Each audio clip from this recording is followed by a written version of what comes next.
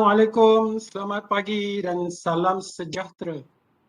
Saya mengucapkan kepada semua warga kerja TMB mahupun warga kerja anak syarikat TMB, tuan-tuan, puan-puan, saudara-saudari sekalian. Saya Megat Azizi bin Megardi mengucapkan selamat datang ke sesi Cisco Webex Wellness Wednesday 8 September 2021, anjuran unit wellness TMB Healthcare TGBS.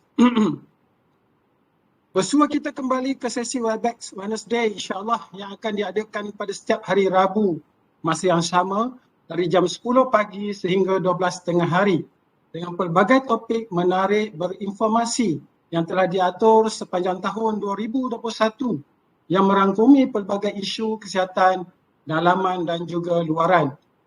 Terlebih dahulu saya ingin mengucapkan jutaan terima kasih kepada semua warga kerja yang menyokong program Wellness Wednesday yang diadakan pada setiap minggu tanpa anda, mana mungkin program ini berjaya. Pada hari ini kita akan bersama-sama seorang speaker dengan topik Lowering Risk of Heart Disease Without Medications. Untuk makluman semua penonton, speaker sesi Webex kita pada kali ini adalah yang berbahagia Datuk Dr. Akmal bin Arshad yang merupakan pakar kardiologi dari Gleneagles Hospital Kuala Lumpur. Okey, baiklah, sebelum kita mendengar taklimat dan tips-tips kesihatan dari speaker kita pada pagi ini, seperti biasa, marilah kita semua melakukan sedikit aktiviti senam ringkas bersama dengan tim Gym Catechesis TMB Healthcare TGBS.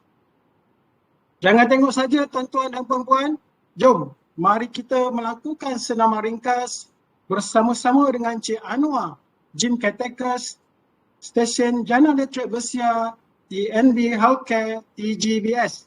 Dipersilakan Encik Anwar.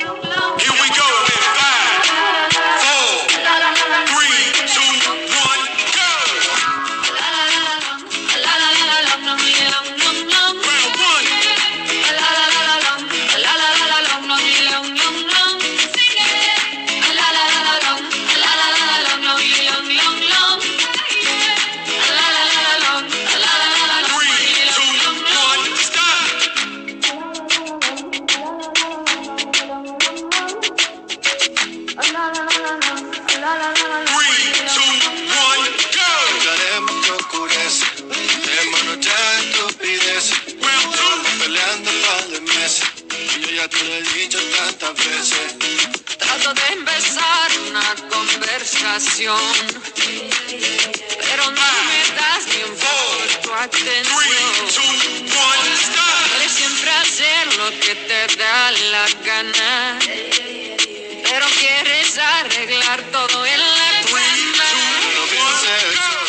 Me gusta, como te tengo, como yo te trajo al mundo, desnuda. ¿De dónde salió tanta mala y tanta ricura? Me gusta eso que me dices, pero sé que son excusas. No hay duda. Dices que me quieres, pero siento que me usas.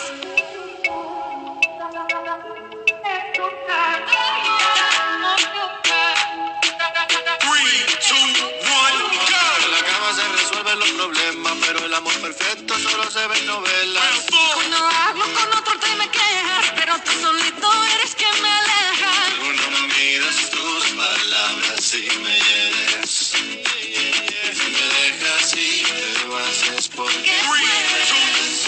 No es justo que me endulces el oído para que al final no cumplas nada conmigo. No pienses eso de mí, me gusta. Como te tengo, como yo te trajo al mundo, desnuda. ¿De dónde salió tanta mala y tanta ricura? Me gusta eso que me dices, pero sé que son excusas. No hay duda. Dices que me quieres, pero siento que me usas. Nada la casa de rosas y ahora solo vive llena de tus cosas. Se derrumba cuando iba a visitarte y ahora ni con una cuchilla para afeitarte. Vas a cenar, ruedo del cine y a bailar. Me comprabas tanto que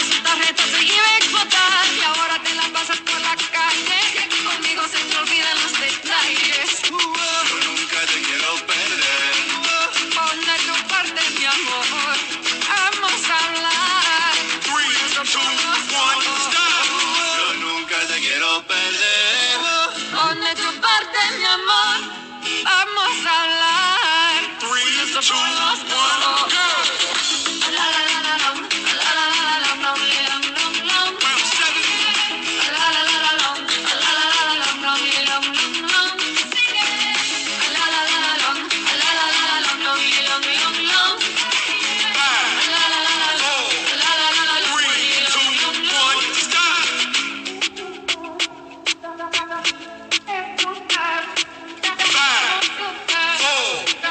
3, 2, Pero no 1, pienses eso go! de mí, me gusta.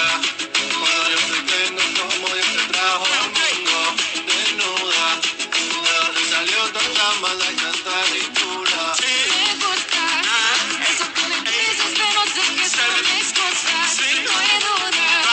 Dices que me quieres, pero 3, siento que 2, me 1, buscas. stop!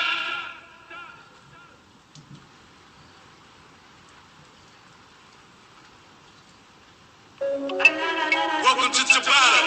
Here we go in 5, 4, 3, 2, 1, go! Round 1.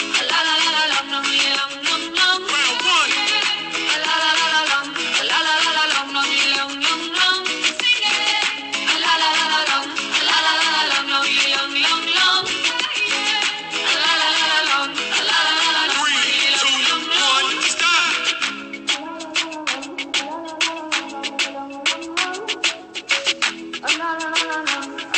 3, 2, 1, go! Dejaremos que oscurece, tenemos noche de estupidez. Round 2. Peleando un par de meses, y yo ya te lo he dicho tantas veces. Trato de empezar una conversación, pero no me das ni un poco de tu 3, atención. 2, 1, stop! Quieres siempre hacer lo que te da la gana, pero quieres arreglar todo en la cama. No pienses eso de mí, me gusta. Cuando yo te tengo como Dios te trajo al mundo, desnuda. ¿De dónde salió tanta maldad y tanta ricura? Me gusta eso que me dices, pero sé que son excusas. No hay duda. Dices que me quieres, pero siento que me buscas.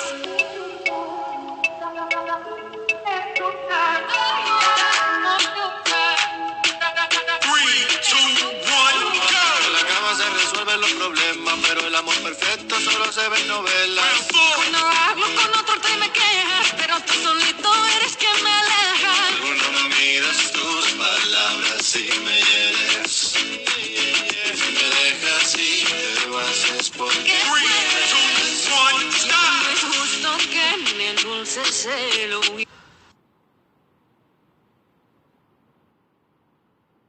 Okey, alhamdulillah, terima kasih diucapkan kepada Encik Anwar, Jim Caretaker Stesen Jalan Elektrik Bersiar, TMB Healthcare TGBS di atas bimbingan senama ringkas sebentar tadi. Saya rasa dan pasti sekali siapa-siapa di kalangan anggota kerja yang sama-sama bereksersis senama dengan Encik Anwar tadi pasti akan mencungap ya, 6 minit tu akan mencungap dan berpeluh. Okey, seterusnya sebelum speaker kita memulakan sesi taklimat kesihatan beliau, sebentar lagi sedikit adalah latar belakang mengenai yang berbahagia Datuk Dr. Akmal bin Arsyad yang merupakan pakar kardiologi dari Gleneagles Hospital Kuala Lumpur. Datuk Doktor telah mendapat pendidikan awal di dalam bidang kedoktoran MB-CHB dari Universiti Leicester, Universiti Kingdom dan seterusnya memperolehi MRCP UK, Cardiac MR Fellowship, FSC MR dan Cardiac CT dari British Society and Cardiovascular Imaging UK. Yang berbahagia Datuk juga telah berkhidmat di Institut Jantung Negara selama 10 tahun sebelum bertugas di Gleneagles Hospital Kuala Lumpur.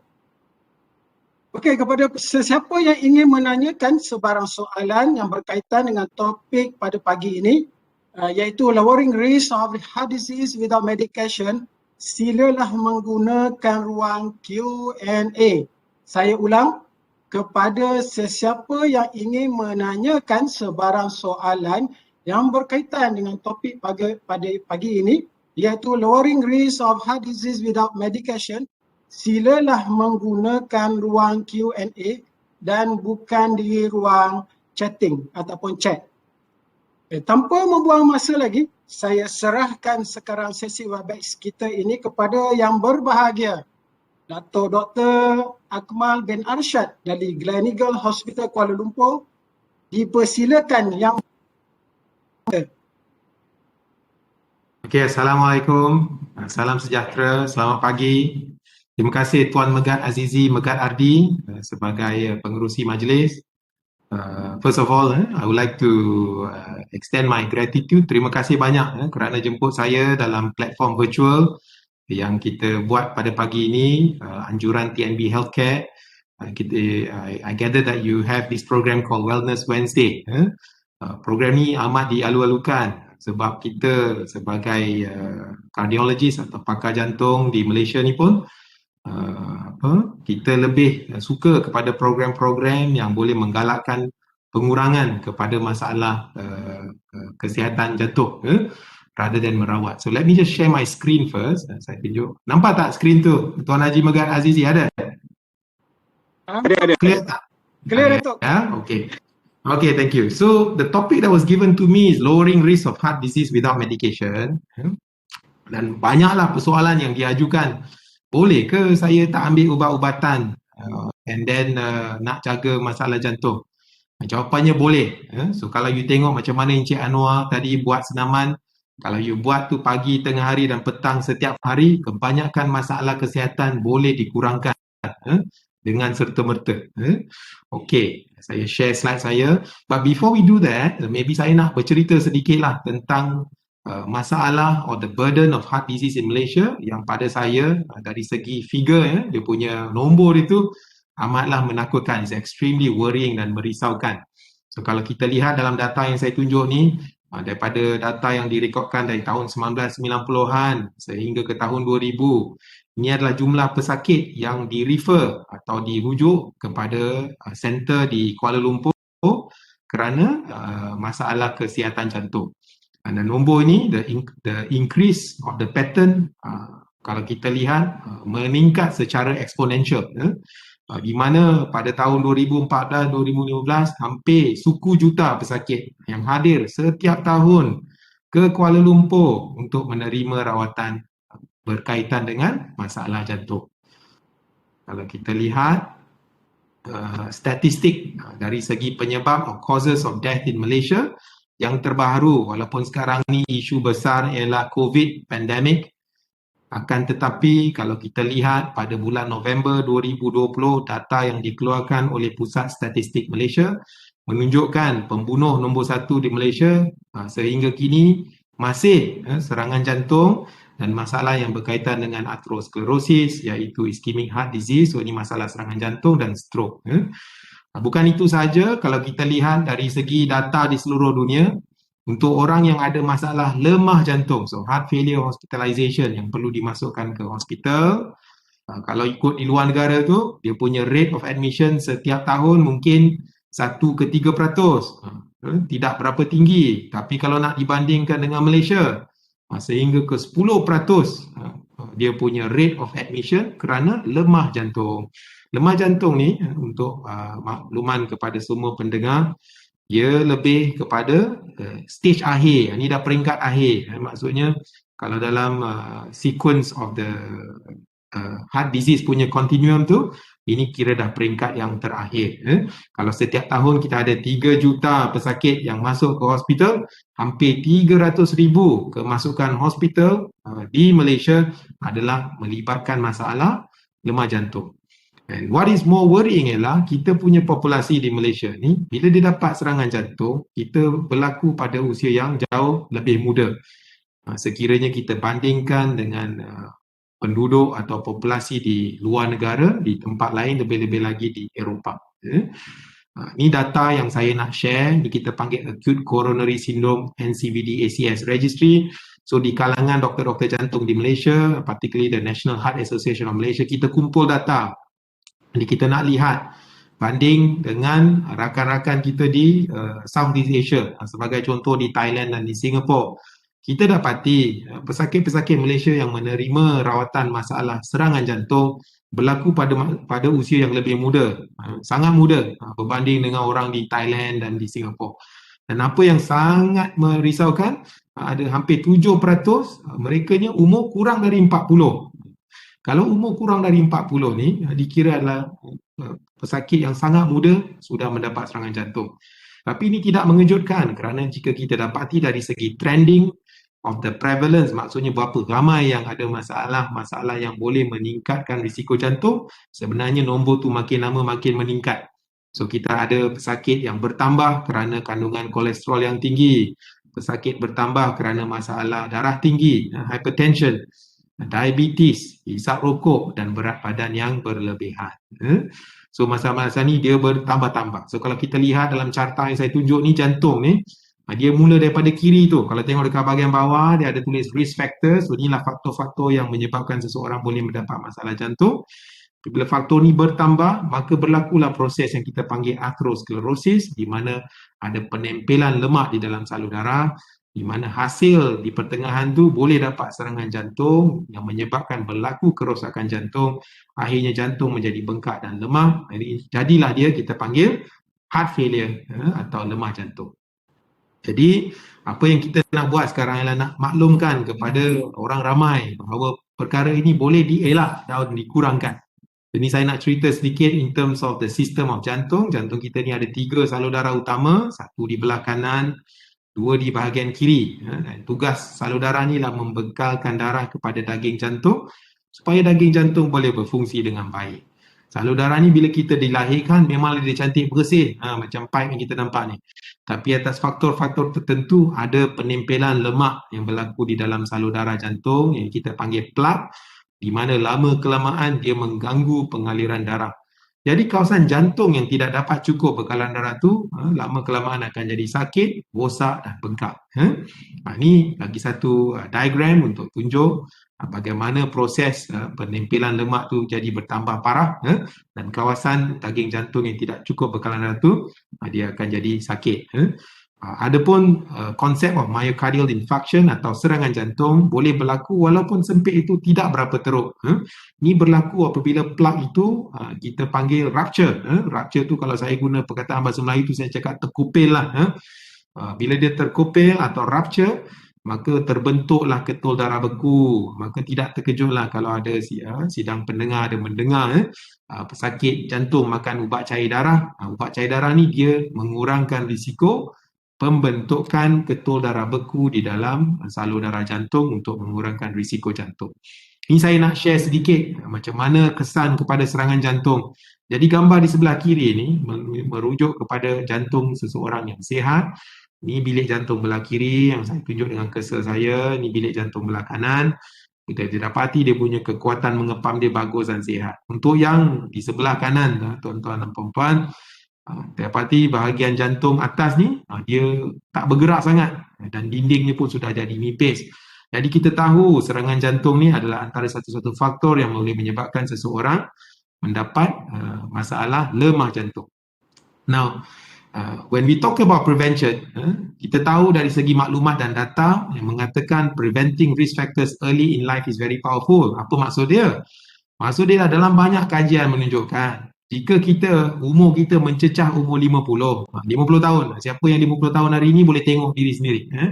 Sekiranya kita mencapai umur 50 tahun tanpa apa-apa faktor risiko. Apa faktor risiko yang dimasukkan dalam kajian ni?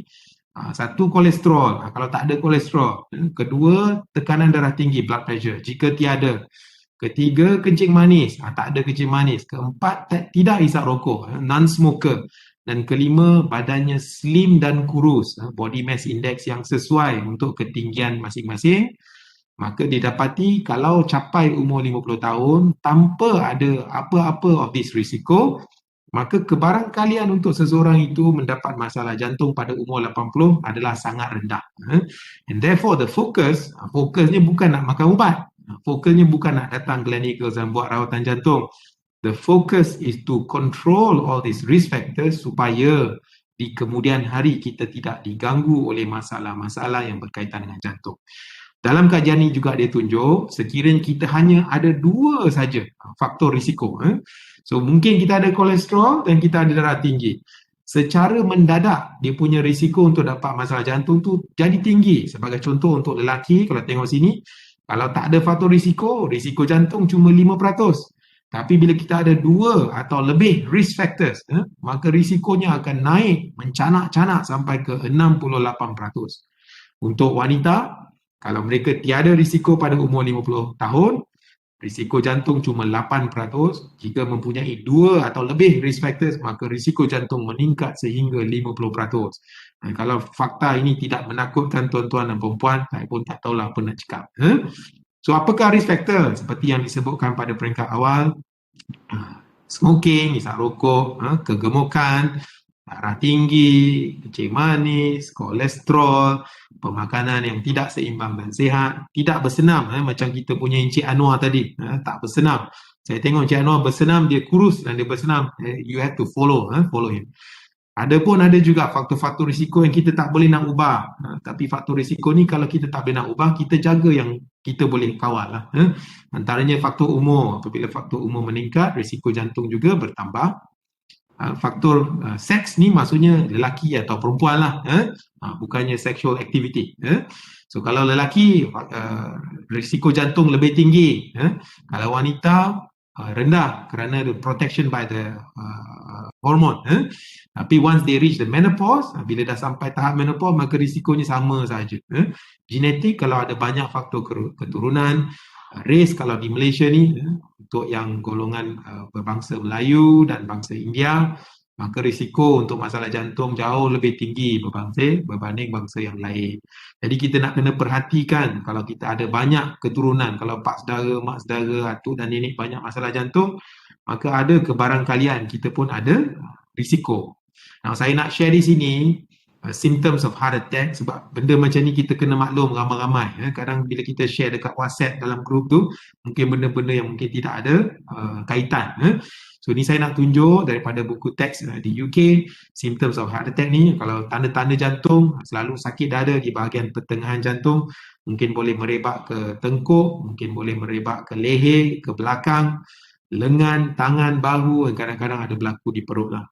Tapi saya suka nak share gambar ni. This is by the British Heart Foundation.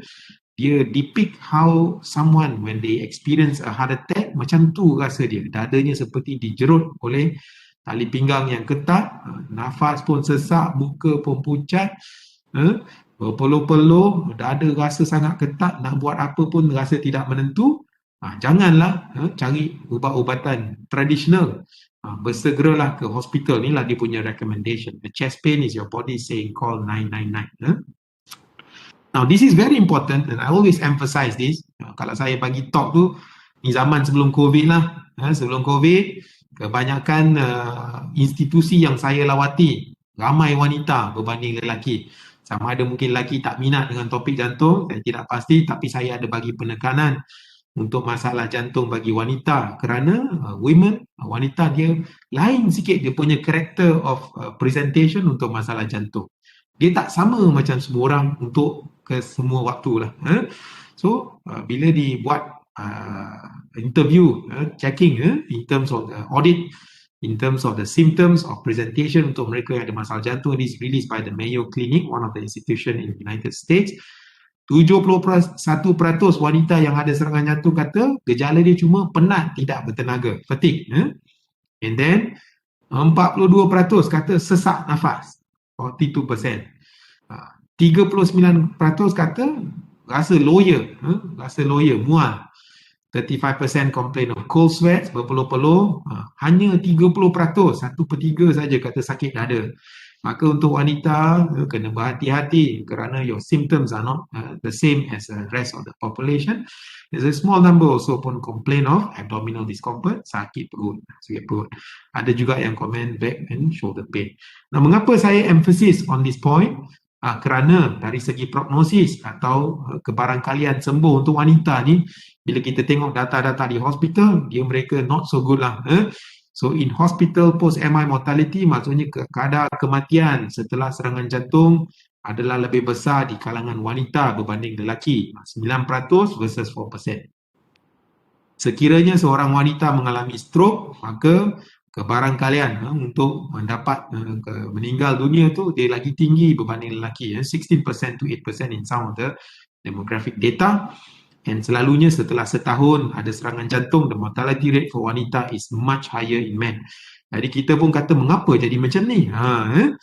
These are some of the risk factors for wanita. And we know that as the age factor and menopausal tu datang, so kalau sudah sampai tahap menopause, dia punya risiko jantung dia meningkat 3 kali ganda. Dan kebanyakan wanita pada umur yang muda, lebih daripada 30 tahun, dia ada banyak prevalence of hypertension atau darah tinggi. Untuk wanita yang sampai menopause, kebanyakannya akan mengalami masalah high cholesterol dan ada masalah diabetes dan kita panggil metabolic syndrome. And some of the risk factors yang saya nak bagi penekanan ialah obesity. Ia adalah masalah yang sangat besar. Kalau kita lihat, kita dah lockdown, berapa kali lockdown dah, semua orang pun dah jenuh duduk di rumah. Tapi inilah masalah obesity ni, dengan lockdown ni dia akan menyebabkan the rate of obesity to go even higher. Jadi bertambah tinggi. Jadi kita punya burden di hospital untuk manage akan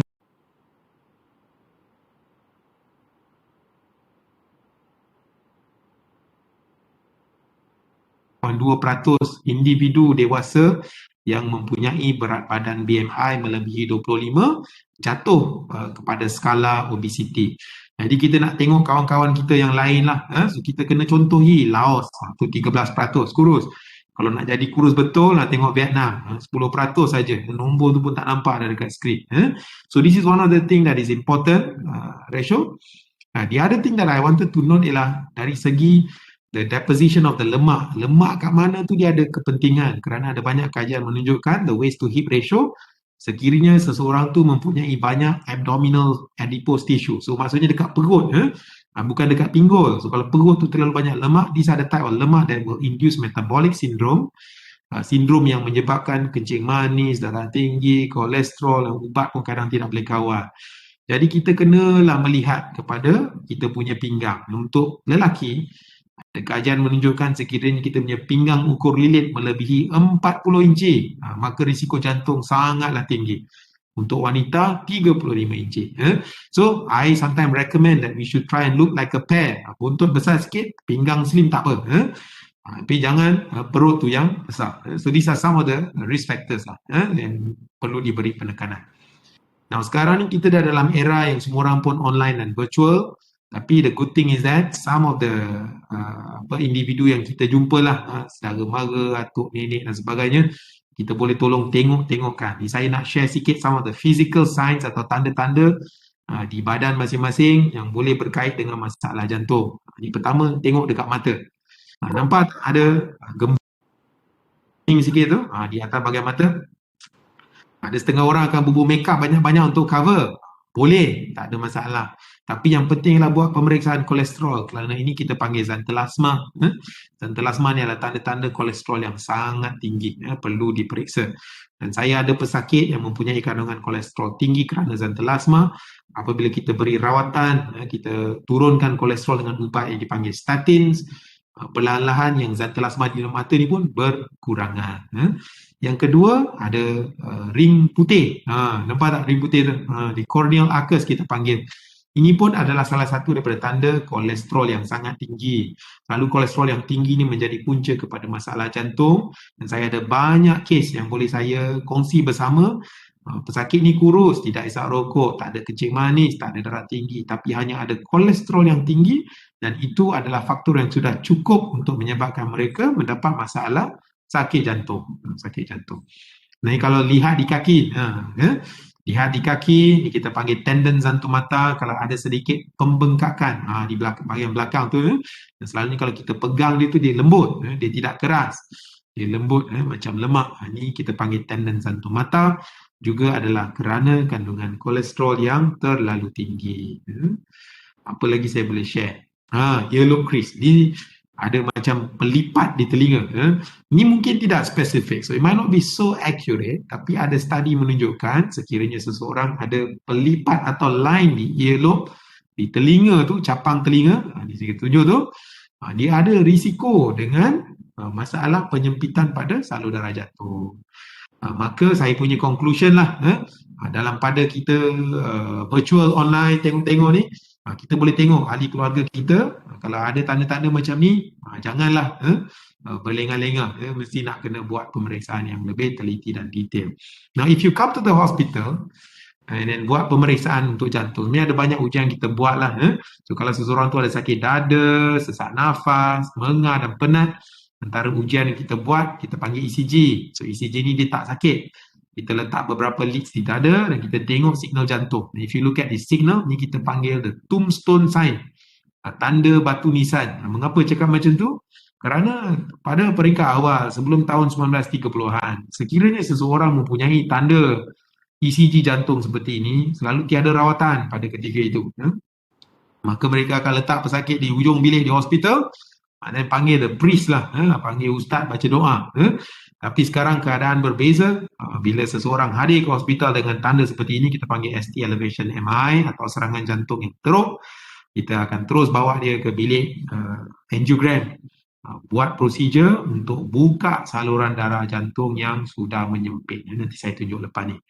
The other thing that we could do ialah ujian darah. Kerana kebanyakan masalah seperti kolesterol yang tinggi, masalah kencing manis, kadang-kadang pesakit tidak bergejala. Maka the only way untuk cek sama ada seseorang itu ada masalah kolesterol, kencing manis, darah tinggi dan sebagainya hanyalah melalui pemeriksaan. And one of the simple tests that we do untuk detect mereka yang ada masalah jantung ialah kita buat exercise stress test. Ni kita bagi pesakit berlari atas mesin. Lepas berlari, kita akan tengok ECG, dia punya gambar ECG. Sekiranya ada tanda yang kita panggil ST segment depression, maka ni akan menunjukkan tanda-tanda ada penyempitan. This is one of the few ways. And I like to share some of these tests just to make sure that you're familiar with some of the investigation kita buat di hospital. Ni yang saya tunjuk pada peringkat awal tadi, di mana kita boleh kesan seseorang yang sudah ada lemah jantung. Kalau di sebelah kiri, yang tuan-tuan tengok, kadar kekuatan mengempam adalah normal. Tapi untuk yang belah kanan, bila kita lihat dia punya mengempam dia, bahagian depan tu dia tak berapa kuat lah. Ini adalah salah satu cara untuk melihat atau mengesan masalah jantung. Kita boleh combine dua-dua, kita suruh dia lari dan pada masa yang sama juga buat echocardiogram. Ada another test kita panggil CT scan coronary. This is also another way to check for the presence of heart disease atau coronary artery disease. Dalam ni kita baring dalam mesin ni selama 2 ke 3 minit. Masukkan warna di tangan, kita boleh tengok pengaliran darah. If you recall the picture of the coronary artery yang saya tunjuk pada peringkat awal tadi, so untuk yang bahagian A ni, ni adalah salah seorang salur darah yang sihat, tiada lemak-lemak. Kalau B tu ada lemak-lemak menempel di dalam salur darah jantung. Dan kalau tuan-tuan dan puan lihat, the plug ada terbahagi kepada 2 lah. If you see the white pattern, so these are what we call calcified plaque. So lemak ni dah lama dia bertempel kat dalam tu, sudah sekian lama maka dia jadi keras. You also can have a soft plaque, lemak yang tak berapa keras. These are usually newly formed, tapi ni yang lebih berisiko untuk dapat masalah jantung. Dan selalu CT scan coronary ni kita boleh tengoklah salur darah dalam pelbagai angle dengan dia punya cabang-cabangnya sekali. Okay, so let's move on. Ada advanced teknologi dah kita ada ialah menggunakan teknik MRI. MRI ni untuk melihat daging jantung dengan lebih teliti. Selalu tidak semua orang perlu untuk buat kadar MRI, tapi MRI is one of the way untuk detect ada atau tidak pengaliran darah jantung yang tidak lancar, daging itu ada berlaku kerosakan atau tidak, dan mengesan masalah-masalah yang melibatkan injap jantung. Now, I think at this point most of you already know the burden punya masalah jantung yang sangat berat di Malaysia. Gejala-gejala, faktor-faktor risiko yang boleh menyebabkan seseorang dapat masalah jantung. Kemudian kita juga dah tengok apakah ujian-ujian yang boleh dilakukan. Jadi kat sini saya nak share sikit antara rawatan yang kita boleh buat sebelum kita bincang cara untuk tidak menggunakan ubat-ubatan untuk kawal masalah jantung. So, one of the procedure kita panggil coronary angiogram, di mana ni rutin yang saya buat lah. Masukkan tube di pergelangan tangan atau di pergelangan kaki, tapi kebanyakan sekarang kita buat di tangan saja, kita panggil radial approach. tube tu kita tolak masuk ke pangkal jantung. Ni saya share sikit sebab kadang-kadang bila berbual di di luar tu mungkin ramai yang tak tahu prosedur ni. So prosedur ni melibatkan kita bagi ubat bius. So mula-mula tuju ubat bius dulu dekat pergelangan tangan. Pesakit berada dalam keadaan yang sedar, boleh berbual-bual, dan time ni lah saya berkenalan dengan lebih lanjut dengan pesakit saya lah ya. Bila ubat bius tu dah masuk, tangan pun akan jadi kebas, jadi pesakit tak rasa apa-apa, dan kita masukkan satu tube kecil, ini kita panggil radial sheath di pergelangan tangan. Then bila tube tu dah masuk, kalau tuan-tuan boleh tengok ada satu tube hijau kecil kat sini dah masuk. Ni dia dah masuk dalam saluran. Ada lagi satu tube panjang saya guna ni, kita panggil catheter untuk tolak sampai ke pangkal jantung. Bila dah masuk dalam jantung, saya akan injek menggunakan kontras atau warna, dan kita ada kotak putih dekat sini ni kita panggil kotak X-ray. Dia akan pusing-pusing di bahagian dada pesakit untuk ambil gambar. Ni kita tunjuk sikit lah macam mana cara kita buat. So mula-mula kita cuba kesan di mana tempat salur darah tu. So bila kita tahu ada salur darah tu yang kita dah detect, bila kita nampak ada pengaliran darah keluar, jadi kita masukkan satu wire. Ni kita panggil radial puncture and insertion of the guide wire. Guide wire ni boleh bantu supaya kita tahu kita berada di dalam saluran yang betul. Bila wire tu dah masuk, barulah kita masukkan dia punya sheath. Ni dia punya tube pendek. Dan tube pendek ni memang kita tinggalkan di tangan sementara waktu. Kita tinggal kejap dekat situ. Now patient tanya, sakit ke dok? Kebanyakan pesakit tak adalah menjerit melaung tu, tak ada. Sebab kita bagi ubat bius lah dekat tangan. Jadi selalu kebanyakan pesakit akan rasa okey lah. Now kita dah buat tu, adalah tube dekat tangan, and that is the point where I will insert my guiding catheter. Tube tu masuk perlahan-lahan, dikendalikan oleh wire. Ni macam plumber punya kerja lah. Plumbing job macam TNB jugalah. Wiring, wire and piping. So kita tolak perlahan-lahan ke dalam jantung. Nanti depan saya akan ada screen untuk guide saya ke mana pergerakan wire saya pergi. Kita akan cuba cari dia punya pangkal jantung dan kita akan masukkan warna dan ambil gambar. Okey, macam mana rupa angiogram? Walaupun teknologi canggih, sebenarnya kalau tengok gambar angiogram tu hitam putih sajalah. Kalau tengok dekat sini pesakit yang dah buat rawatan, ambil gambar, ada 3 kawasan yang sempit di bahagian pangkal jantung. Kawasan inilah yang kita akan buat rawatan. Rawatan tu kita panggil angioplasty. Angio maksudnya salur darah, plasty maksudnya kita repair. So saya akan masukkan wire melalui tube yang sama, masukkan belon. Belon tu pun kita kembangkan hanya menggunakan pam tangan saja. Bila pam tu pun kembang, kita tak tarik kaut lemak tu ke tepi, kita cuma tolak dia ke tepi lah, just push it ke side. Dan kita masukkan belon yang baru, tapi belon tu ada stand, ni kerangka besi. Dan bila kita kembangkan salur darah tu menggunakan belon, maka stand tu pun terbuka lah macam payung. Bila dia terbuka, dia jadi keras, dan dia akan memastikan lemak-lemak yang kat tepi tu tak akan masuk semula ke dalam pertengahan salur darah. Maka dia punya tunnel dia pun dah menjadi besar. Jadi saya tunjuk sikit lah macam mana rupa contoh. Ni one of my patient, kalau tengok gambar belah kiri bila kita ambil gambar, ni dia masuk kerana serangan jantung dan faktor risiko hanya kolesterol yang tinggi. LDL dia lebih daripada 5. So bila kita tengok ni, pengaliran darah di bahagian kiri tak berapa lancar. Jadi bila kita tahu tak berapa lancar, kita pun masukkanlah wire. Saya tunjuk. Next view, ni wire sudah dimasukkan dan dibelonkan. Jadi bila kita belonkan tu, pengaliran darah dia pun nampak lebih lancar. Dan kita masukkan stand. Bila kita dah stand, maka terbukalah salur darah dia. Ni kalau belah kiri tu salur darah yang belum terbuka. Yang belah kanan tu salur darah yang dah dikorek dan dibuka menggunakan stand. Maka pengaliran dia jadi lancar dan lebar lah. Nah, banyak tanya, dok berapa lama ni boleh tahan? Ni macam lah buat kerja plumbing dekat rumah dapur. Kalau plumber tu dah buka, dia punya piping dekat dapur, and then balik tu bubur lah. Sup ekor, sup tulang, sup ayam, semua minyak-minyak bubur dalam tu balik, memanglah tersumbat semula. So of course you need to monitor lah. Kena jaga faktor risiko supaya dia tak menyempit lagi.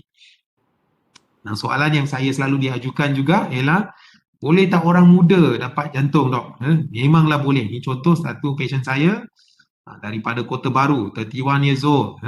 Dia bawa lori, berhenti di Jalan Tun Razak kerana sakit dada. Pandai dia masa tu masuk ke IJN. Berhenti masuk ke IJN.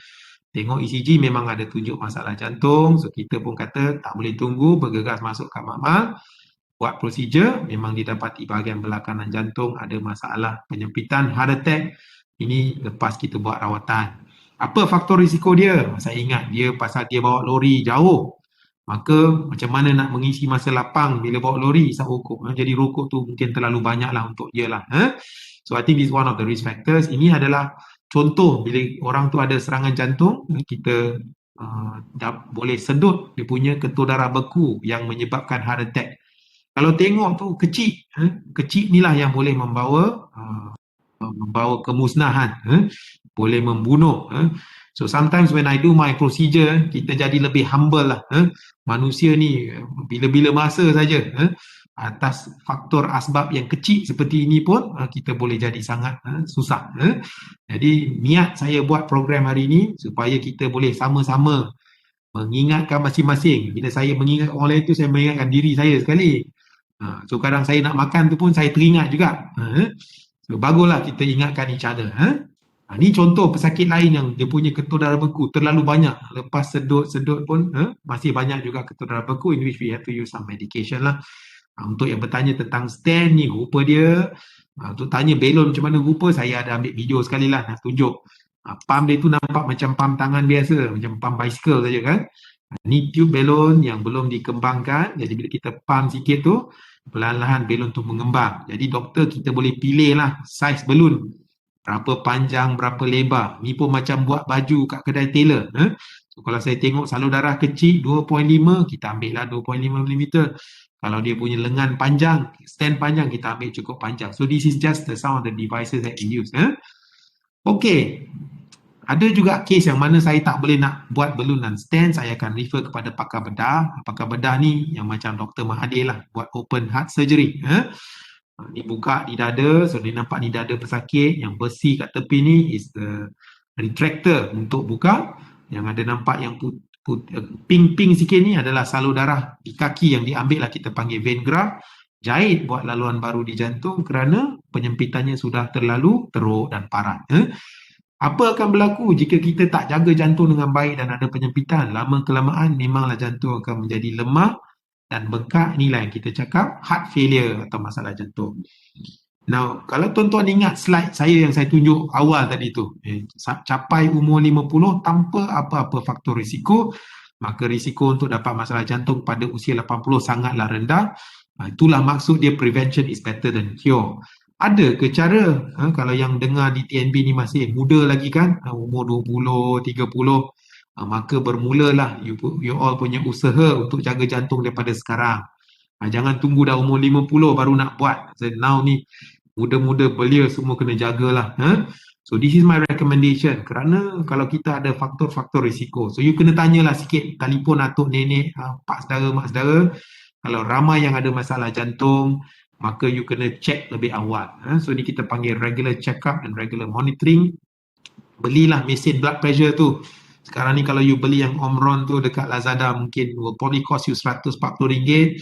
Tapi dia punya manfaat, you boleh check ahli keluarga punya blood pressure seorang-seorang.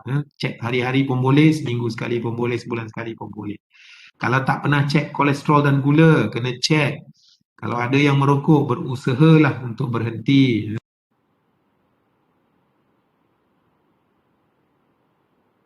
Encik Anwar tiap hari exercise 3-4 kali seminggu pun jadilah. Then maintain a healthy diet and maintain a healthy weight.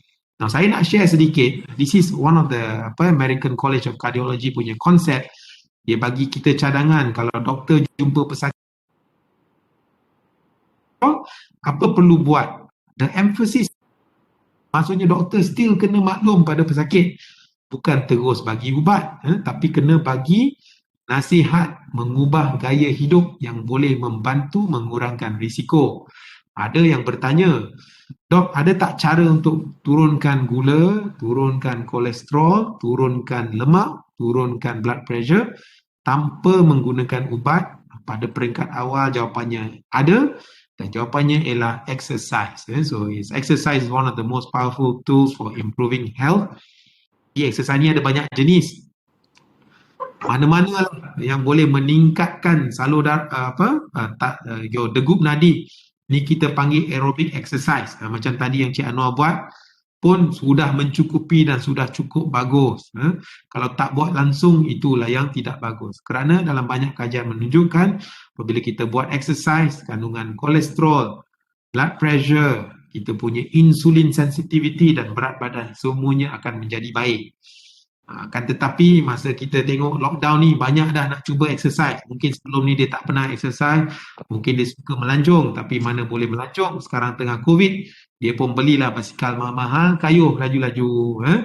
Now, how much exercise you need to do? So kalau ikut the American Heart Association punya recommendation, dia kata 150 minit seminggu. Jadi kalau you buat 30 minit satu hari, you buatlah 5 ke 7 hari tu mencukupi. Aerobic exercise includes running, berlari atau jogging, berkayuh basikal. So the cyclists are very good. Kalau ada kolam dekat rumah boleh berenang. Tapi taklah limited kepada itu saja. In fact, you can do brisk walking pun boleh, jogging pun boleh. Kalau nak kerja di TNB tingkat 30, tak mau naik lift, naik tangga pun boleh. Hiking, aerobic dancing, zumba, semua pun boleh dan dikira bagus. Nah, kalau you lihat dalam data, memang ada kajian menunjukkan, memang dia membantu. So, in this study tunjuk intensive healthy diet and physical exercise, bila dia tengok 19 trials ni meta-analysis yang kita panggil untuk turunkan kolesterol, kalau tengok dekat situ, memang kita buat physical activity dan diet tanpa makan ubat, boleh turun kita punya bad cholesterol. Tapi itulah masalahnya. Kalau makan ubat di Malaysia ni senang, telan saja satu biji setiap malam. Bila kita suruh exercise, tak mau. Jaga makan, susah. So this is the reason why most of the doctors ended up prescribing medication rather than tunggu pesakit punya time dia nak bangun dan buat exercise lah. So this is very strong. So you need to try and do this. We have a very strong data to show. Now, you pun mungkin pernah ada risau dengar time COVID, ada pesakit, ada individu di luar sana yang start exercise. Bila exercise, meninggal dunia waktu exercise. Jadi semua pun takut exercise. Jangan begitu. Apakah maksudnya? Dalam banyak kes didapati those people yang mengalami masalah sedemikian, mereka sebenarnya tak pernah exercise pun sudah sekian lama. Maksudnya daripada sekolah, masuk sekolah menengah, masuk universiti, bekerja, berkahwin, beranak pinak, tak ada pun exercise. Tiba-tiba umur 45, pergi jumpa kawan-kawan kayu basikal, semua pun nak beli basikal lawa, pakai baju cantik-cantik dan nak cycle ikut kawan panjat Genting Sempah, Peres, Bukit Antu dan sebagainya. Dia tak tahu rupanya selama ni dia ada masalah jantung. Maka kes yang macam ni lah yang menjadi masalah. So I will not say that exercise menyebabkan heart attack macam yang you lihat dalam kes sebegini. Apa yang saya recommend, jika kita tak pernah aktif dan tiba-tiba nak jadi aktif, saya cadangkan buat pemeriksaan jantung dan pastikan yang jantung kita ni bagus dan okey untuk buat exercise. Ni masalah yang betul-betul serius yang saya nak tekankan lah. Exercise kena buat, tapi kalau tak pernah buat exercise dan nak buat exercise yang berat, periksa jantung dahulu. Dalam banyak kajian menunjukkan kalau seseorang tu umur kurang dari 35 tahun, mati mengejut kerana exercise, selalunya dia ada congenital lah, masalah yang keturunan. Akan tetapi those who are above 35 years old, kebanyakannya kerana coronary artery disease, penyempitan salur darah jantung. So this is very important.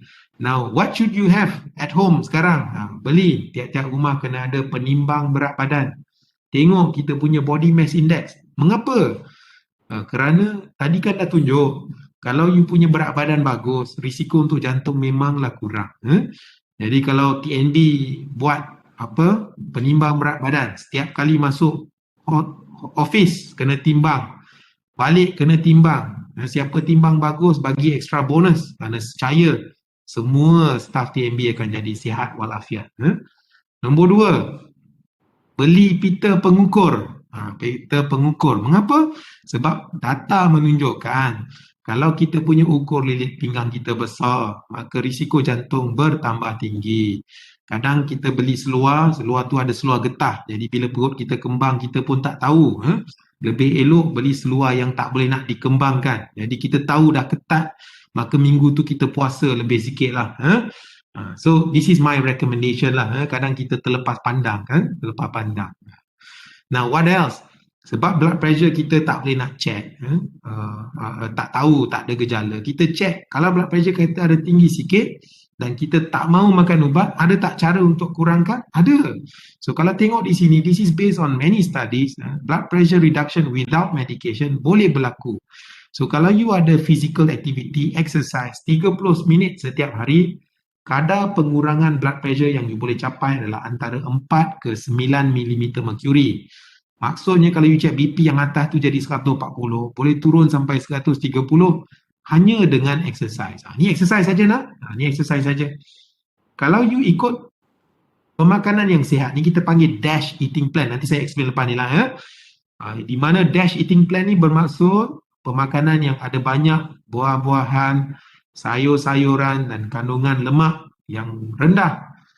Kandungan blood pressure yang boleh diturunkan boleh jatuh sehingga 8 ke 14 mm mercury. Jadi kalau you punya blood pressure tu 160 boleh turun sampai 145. Kan bagus tu? Belum makan ubat lagi. Belum makan ubat lagi. Ketiga, dietary sodium restriction. Kurangkan pengambilan garam. I think now because of the culture of the Grab food, sekarang kat tempat kerja pun semua nak panggil food panda, Grab, nak makan macam-macam lah. Jadi itu di tempat restoran nak bagi sedap dia bubur MSG dan kandungan garam yang sangat tinggi. Sekiranya kita bawa bekal daripada rumah, tak ada garam, makanan fresh dan tidak proses, pengurangan blood pressure boleh turun di antara 2 ke 8 mm mercury. Ada di kalangan kita yang mungkin ada alcohol consumption, kalau dikurangkan alcohol consumption boleh turun 2 ke 4. Pengurangan berat badan. Untuk setiap berat badan kilogram yang kita turun, blood pressure pun akan turun ikut sama. Ada banyak kes di mana kita ada pesakit yang ada morbid obesity yang sangat tinggi. Jadi mereka datang di Gleneagles dan I think perlu dibantulah. So mereka jumpa Datuk Dr. Nick Rizza untuk bantu turun berat badan. Kadang mereka ni banyak ubat-ubat sampai 3-4 jenis ubat darah tinggi, kolesterol, kencing manis. Apa yang saya dapati kerana saya follow mereka punya perkembangan, bila berat badan turun, maka kencing manis, darah tinggi, kolesterol semua pun turun bersama. Ubat pun terpaksa turun dengan mendadak dan kadang-kadang terpaksa diberhentikan. So weight loss. So kalau you ada 10 kg yang ingin dikurangkan, you want to reduce your blood pressure, maka you need to lose weight. The blood pressure will also follow. Yang bawah sikit tu nampak tu, stress reduction. Jadi kena pesanlah pada management di TNB, janganlah bagi stres. Kalau kurangkan stres, turunlah sikit 5 mm mercury. You bagi tahulah bos, Dr. Akmal pesan kalau ada stres, maka naik blood pressure saya by 5. Kalau bos baik sikit hari ni, turunlah by 5. So insyaAllah. Now lastly is the tobacco cessation. Kalau kita berhenti rokok, turun blood pressure kita by 2 to 4. Jadi tuan-tuan, kalau you tengok campur-campur kan, 4 ke 9, campur 15, campur 8, campur 2, campur 5, memanglah tak perlu makan ubat. But this one, jangan mandai-mandai berhenti ubat. Kalau you tengah makan ubat ni, you berhenti, you ikut ni semua, tak boleh. You must do it with the guidance of the cardiologist. So this is my take on reduction. Now, what kind of exercise? Ini tadi kita dah bincang lah, so I'm going to skip this one. What is DASH diet? So these are diet yang developed by the British and the American group. Dia kata dietary approach to stop hypertension. Memang boleh berlaku. Mungkin ini adalah sesuatu yang rasa susah, tapi kalau saya summarizekan the DASH diet ni, kalau nak ikut betul-betul leceh kita ni, parah kita. Tapi cubalah yang terbaik. So can you see the portion? Dia tengok situ, fresh fruits and vegetable, 4 to 5 serving. So bukannya you kena terus makan macam ni immediately. You improve lah you punya diet sikit-sikit. So kalau kurang sayur dalam masa 1-2 bulan ni, you tambahlah sayur dulu. You don't worry about other parts first. You increase this portion first. And then in terms of the grains, 6 to 8 servings per day, ni lebih kepada complex carbohydrate and grains lah. Mungkin macam pasta, Ada patient kata jenuh dah hari-hari makan pasta, kan? Tapi you diversify lah. Ada pasta, ada whole grain bread. Sometimes you can include potato. Ni macam hidup di kayang-kayangan lah. Tapi tak lah. So kalau you tak boleh and you really need to take the nasi, maka you reduce the portion. Sebab nasi ni dia apa berhantu lah. Nasi campur sambal memang tak boleh berhenti. So you need to try and reduce the portion, insyaAllah. And what is important is you see the lean protein mesti ada good portion. The fats and the sweets, yang lemak-lemak manis mestilah dikurangkan. Now what are the makanan yang you nak jaga supaya kolesterol tak tinggi? Actually tak banyak pun kalau tengok dekat sini. So dia kata for unsaturated, so poly and mono types of fat, these are very good untuk jantung. Ni lower the bad cholesterol. So macam avocado, omega 3 ni salmon, some of the nuts and some of the olive oil. Apa yang kita kena limit, I think tak payah focus on the love it lah. You focus on the lose it and limit it lah. Maka tengok tu donat, macam-macam donat ada company kat Malaysia ni, cake, butter, boleh lah sekali-sekala nak sambut birthday. Tapi kalau hari-hari you order pengsan, no wonder lah your LDL jadi tinggi. Alright? Berhenti rokok, ni saya dah bincang.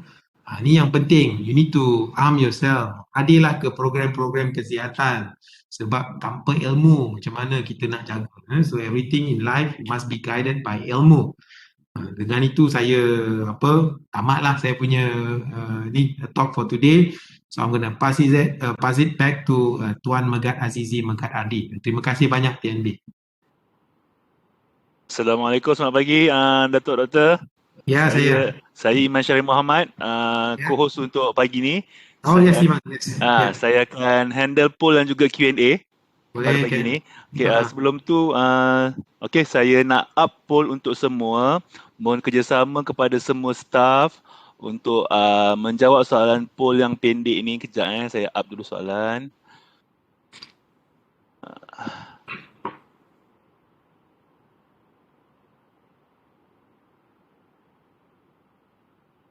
Okey, boleh jawab soalan? Saya bagi 2 minit. Okey, Doktor, saya pergi ke sesi Q&A. Go ahead. Okey, first soalan pertama. Penyakit jantung ini penyakit genetik ke, Datuk? Kalau generasi terdahulu ada penyakit jantung, apakah langkah pencegahan yang boleh dibuat untuk mengurangkan penyakit jantung pada generasi yang akan datang? Okey, so nak jawab soalan ni, ada saya tunjuk tadi satu slide di mana penyakit jantung ni banyak dikontribut sebenarnya lah oleh lifestyle, gaya hidup sebenarnya. Memang ada setengah kita yang tidak bernasib baik. Ada umur 28, umur 30, walaupun dia kurus, dia tak isap rokok, dia tak ada kerja manis, tak ada darah tinggi, dan tup-tap tahu dah ada masalah jantung. Ini mungkin contributed by genetic. Tapi kes seperti ini tak ramai, tidak banyak. Kes yang banyak, kebanyakannya adalah kerana gaya hidup yang tidak sihat. Jadi kalau kita fokus kepada data yang saya tunjuk earlier, di mana kalau kita jaga tak ada kerja manis, tak ada darah tinggi, gula, kolesterol, berat badan, tidak ada isap rokok, kurus, exercise selalu, pemakanan yang sihat, maka kebanyakan kes pesakit tidak ada masalah jantung yang teruk.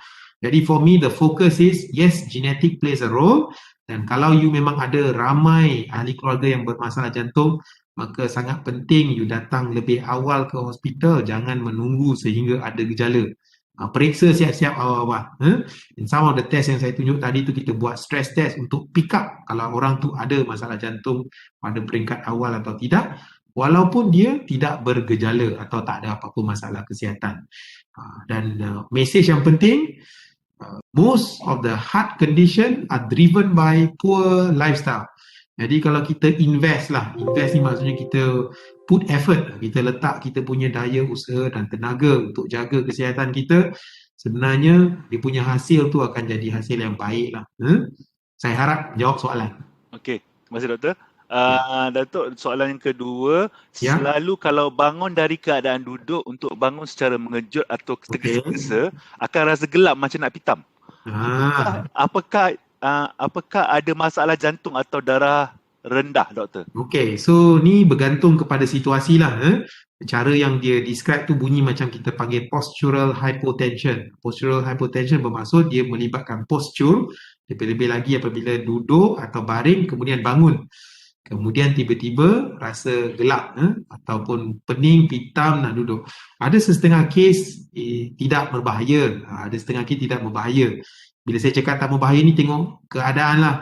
Kalau you mungkin ada duduk sujud terlalu lama, duduk bersila di masjid terlalu lama, and then bangun dengan kadar yang segera secara tiba-tiba, kadang-kadang pun boleh berlaku, tapi kalau dia berlaku dengan kerap walaupun you dalam keadaan yang sihat, ada mungkin kena buat pemeriksaan lah. Selalu berlaku untuk orang yang muda ni, kita pun panggil vasovagal. Ini mungkin driven by mungkin orang tu tak cukup minum air, dehydrated, mungkin berada di dalam keadaan terik, panas, berpeluh. So tu yang berlaku banyak mungkin pada hari sukan, hari perbarisan, kadang-kadang benda ni boleh berlaku.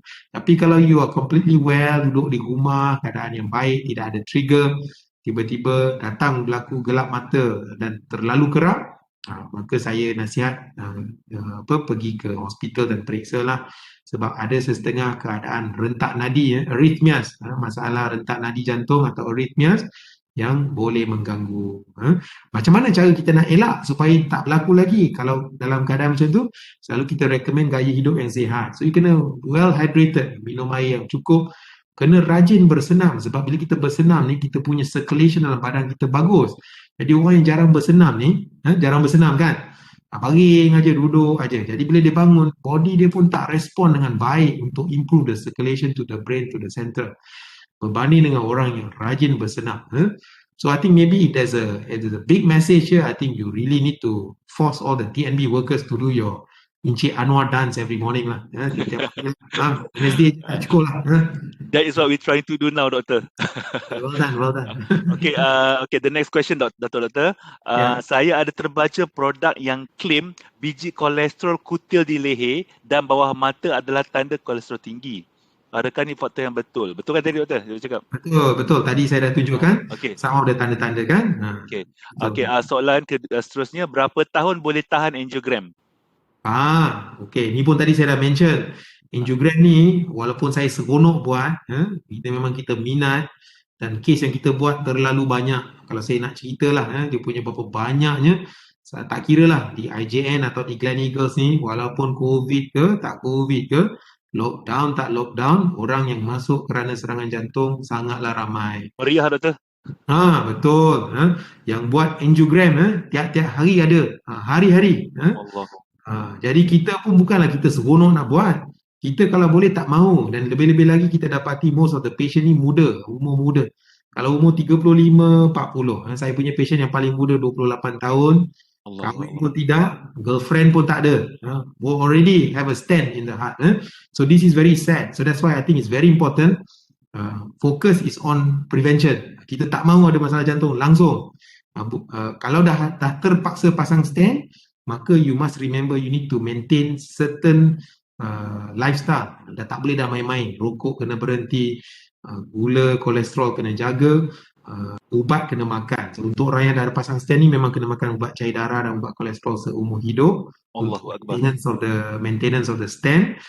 Kalau kita pasang stent dengan baik, so selalu kalau di Gleneagles ni kita pakai teknik kita panggil intravascular ultrasound. So bila kita pasang stent tu, kita masuk kamera sekali dalam saluran darah jantung untuk pastikan stent tu terbuka dan pasang dengan baik lah. Maka bila kita buat dengan IVUS guidance, dia punya ketahanan stent lebih lama. Berapa lama? Ada patient saya 20 tahun, 15 tahun, ada 18 tahun. Tapi kalau kadang dia dah lupa lah. Lepas 5 tahun, 10 tahun tu dia dah tak datang jumpa doktor, ubat dah tak makan, apa semua dia tinggal. Selalunya akan menyempit semula dengan kadar yang cepat lah. Okey, banyak soalan doktor. Saya terpaksa tanya dengan cepat, doktor. Soalan banyak, ada 22. Okay. Assalamualaikum, doktor. Adakah cara regular check up untuk melihat sekiranya ada saluran darah yang tersumbat atau mengecil? Boleh. Macam saya cakap lah, kalau you datang sekali, kolesterol you bagus, gula cantik, blood pressure elok, badan you kurus, tak ada isap rokok, you exercise selalu, you buat stress test, sampai stage 4, stage 5, tak ada masalah.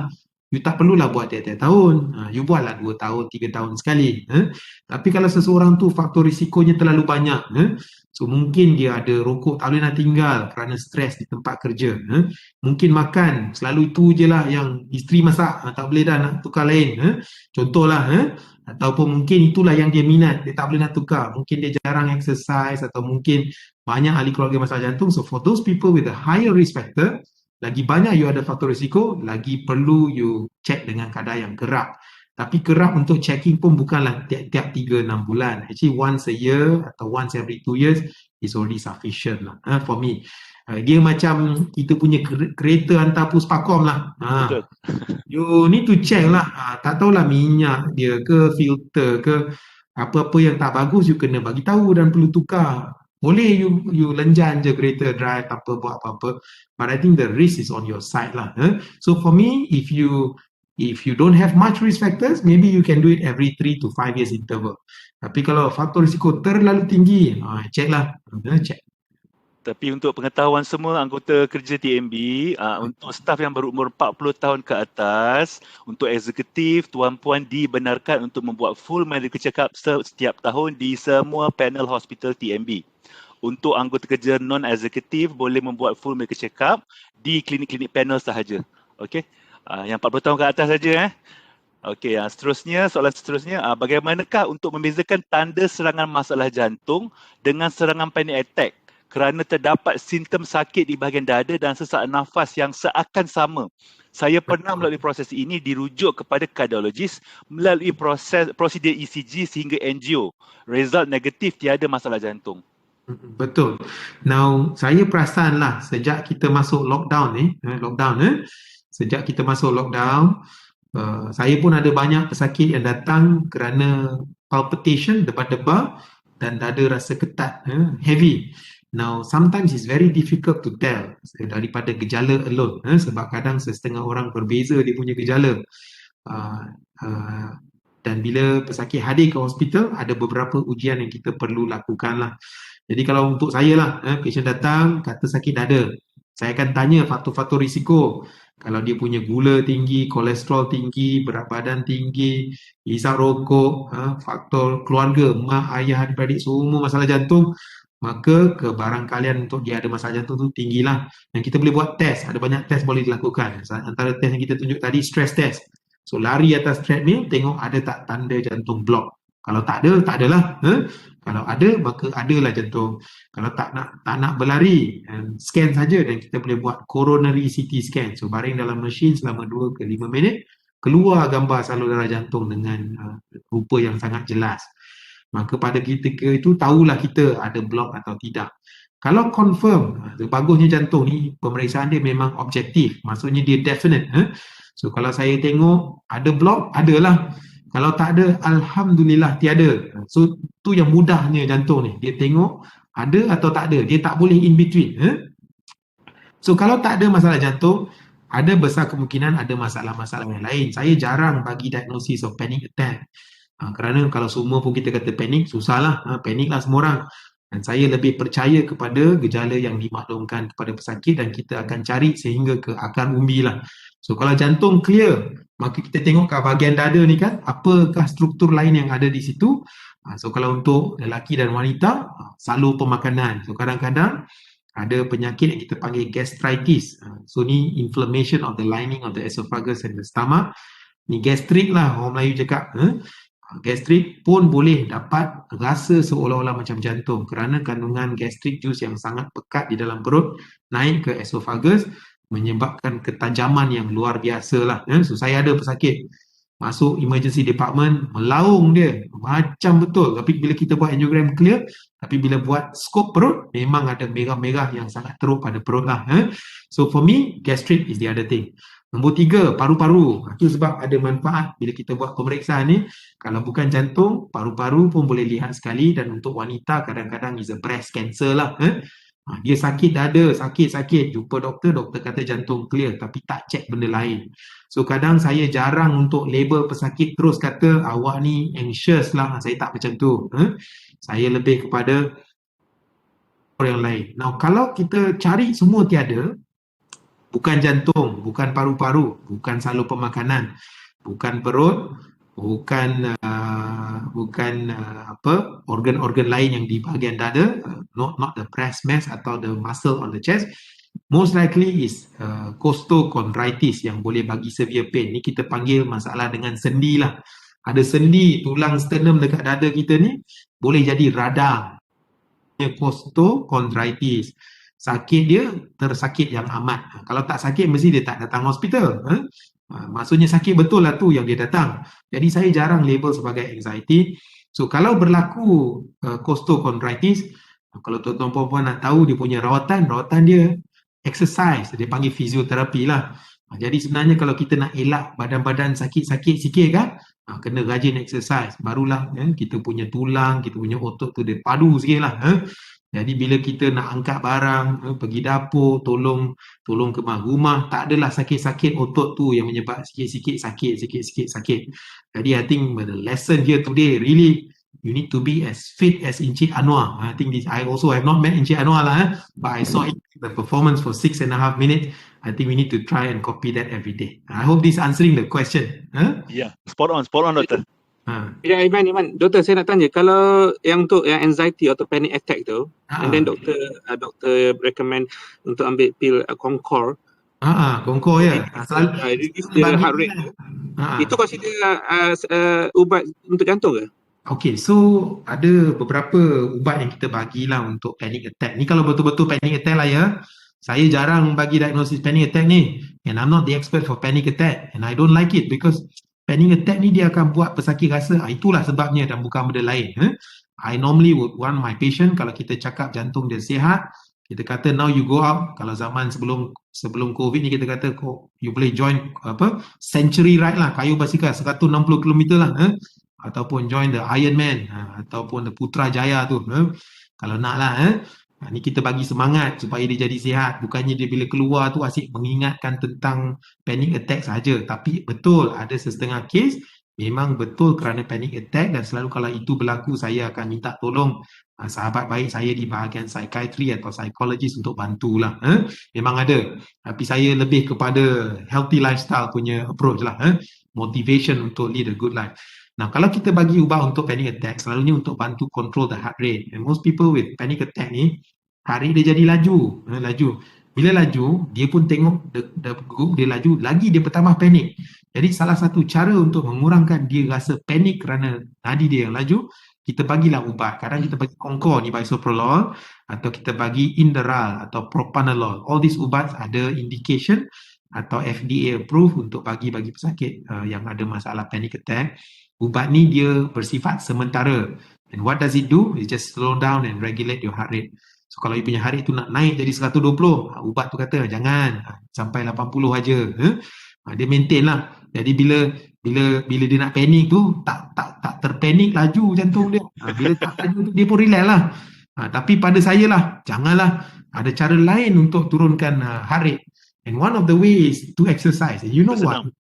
Because I have a lot of athletes who comes to my clinic. These are all those athletes who even play at an international level. And predominantly are cyclists lah. Kalau you tengok some of the cyclists datang check, dia punya heart rate, I tell you, baseline 48, 50. Rendah.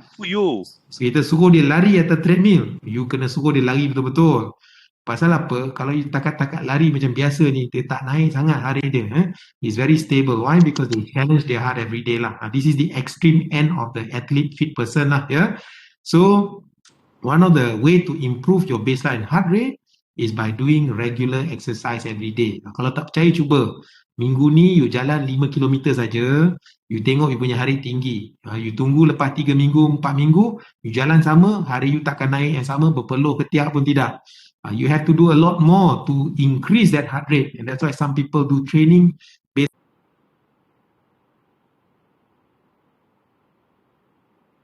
I think this is something that you should all be striving for lah.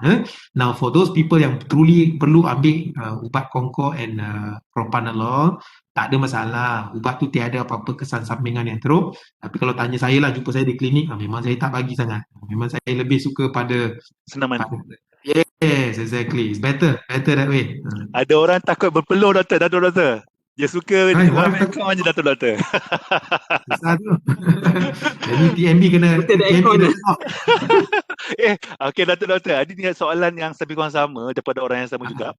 No Mungkin problem. doktor boleh cakap explain heart rate beat per minute yang sesuai untuk stages of umur.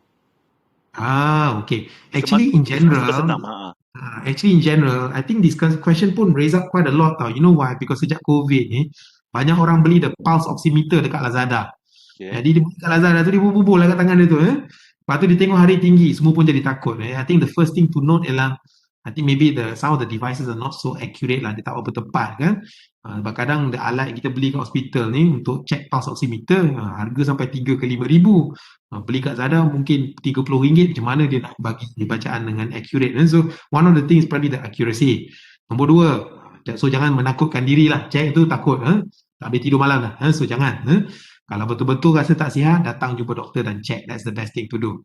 Now nombor 2, dari segi heart rate normal, I would say anything 55-60 as the baseline, all the way up to 70-80 is considered as normal apabila kita tengah beristirahat. Tengah duduk-duduk ni, that's a normal heart rate.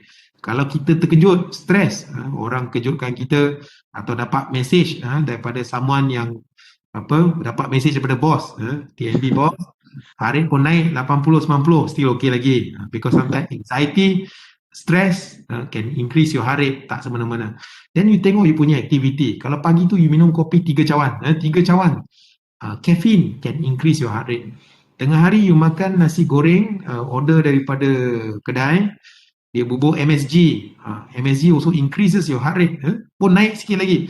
So jadilah orang tu punya heart rate 95 ke 100, dia pun takut. Jadi tak boleh lah macam tu.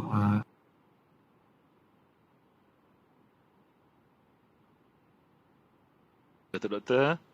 Calm down. Okay. If you have enough sleep, the heart rate also will become better. Tak cukup tidur, buat overtime TNB, maka heart rate goes high. So these are some of the things.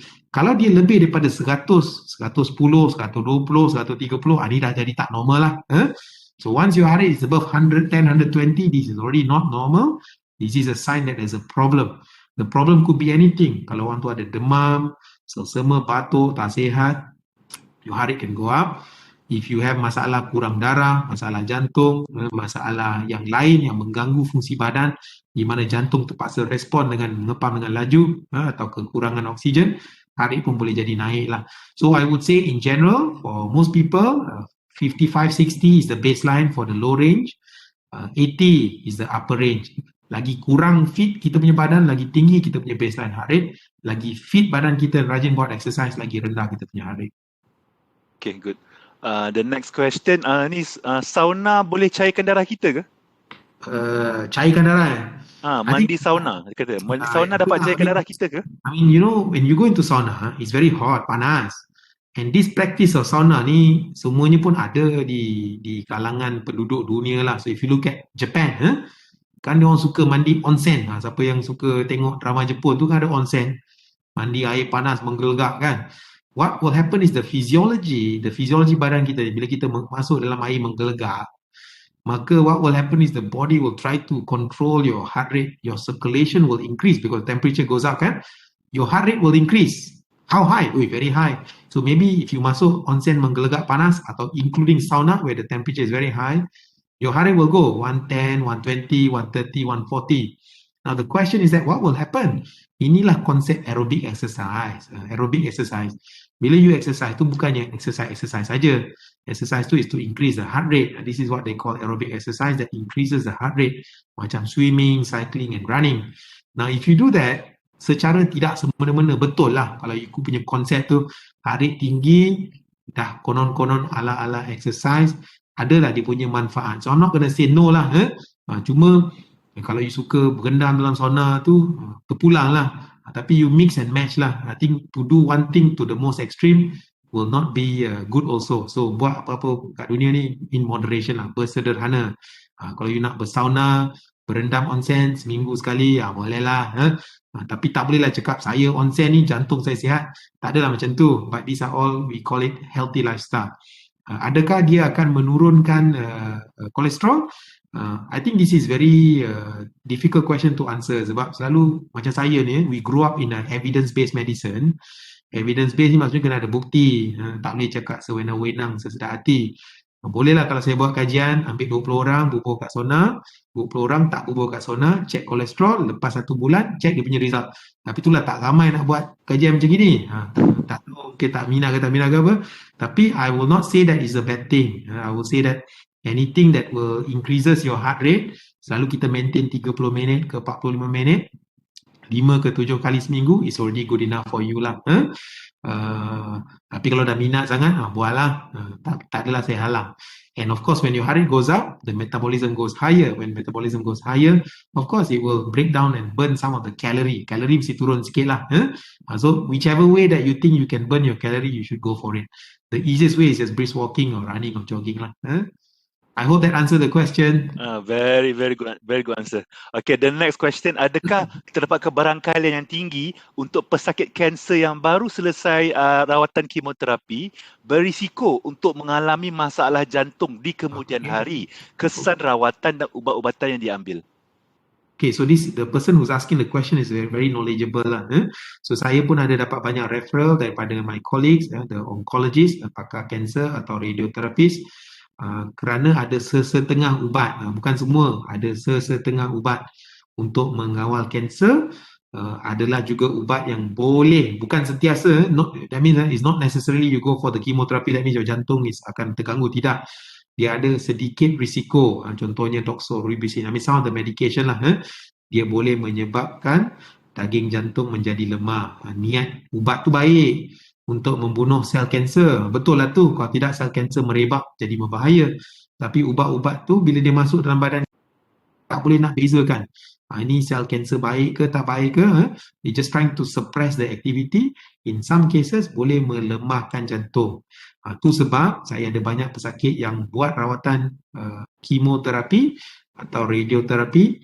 Mereka akan jumpa doktor jantung dahulu sebelum buat rawatan kemo supaya kita boleh tengok macam mana keadaan jantung dia, dan kita akan pantau tiap-tiap 1 bulan, 3 bulan, 6 bulan datang semula buat pemeriksaan echo atau MRI untuk pastikan apa berlaku kalau jika jantung menjadi lemah kerana nak buat rawatan kemo. Tak ada masalah, ada ubat-ubatan yang pada ketika ini kita tahu berkesan untuk bantu pesakit yang jantungnya terganggu lah. Tapi dia memerlukan pemantauan yang lebih rapi dan teliti. But this group is not many. Dia ada segelintir, sikit saja. But they truly require a close monitoring. Okay, soalan the next question. Salam doktor, semoga doktor sihat saja insya-Allah. Doktor, jika seorang mempunyai masalah lutut, ada buat skop dan operation di lutut, bolehkah elakkan ujian stress test di treadmill? Apakah alternatif lain yang boleh digunakan untuk cek keadaan kesihatan jantung? Okay, so the concept of treadmill ni is very simple. Kadang I wanted to show lah, dia punya konsep dia macam ni tau. Bila kita duduk berehat, ECG kita akan mengeluarkan signal elektrik. So tu yang you nampak tu macam gitu punya, macam cacing kerawik tu berjalan tu kan. Now there is a special signal yang dikeluarkan oleh jantung sekiranya dia tak cukup bekalan darah. Dia ada specific signal. And this signal we call it ST segment depression. Now signal ni kadang tak keluar bila jantung berehat. Dia cuma keluar apabila jantung tu perlu bekerja dengan kuat lah. Contohnya macam ni lah. Kereta you ada masalah piston. Tapi you bawa dekat jalan belakang rumah tu 10-20 km sejam, you tak boleh nampak lah masalah dia. Kalau you kena rev sikit sampai 80 km, baru you nampak kereta tu tergolek. Sama macam stress test, the concept is to increase the heart rate up to a certain level, and the level dia tak susah nak kira. Dia punya konsep dia macam ni. You ambil nombor 220, you tolak you punya umur. Umur you tinggi, katakanlah umur you 30 aja, jadi 220, tolaklah umur you 30, tinggallah 180. Then you need to run all the way up to 86%, 85-86% of your target heart rate, so about 170, 160, 165, 170. Jadi untuk orang yang umur lebih lanjut, so umur dia dah tinggi sikit kan, tak payahlah dia lari sampai 180. So kalau umur dia dah 70 tahun, dia larilah sampai heart rate dia tinggi sedikit. So now the concept is just to increase the heart rate. If they cannot lari kerana masalah lutut yang sakit, maka kita akan boleh bagi ubat So ada ubat tu masuk dekat tangan, ubat tu namanya dobutamine. Ubat ni dia boleh menyebabkan degup nadi jadi bertambah laju, seolah-olah tengah berlari dan exercise tapi dia tengah duduk diam-diam. Jadi perlahan-lahan kita increase the infusion rate.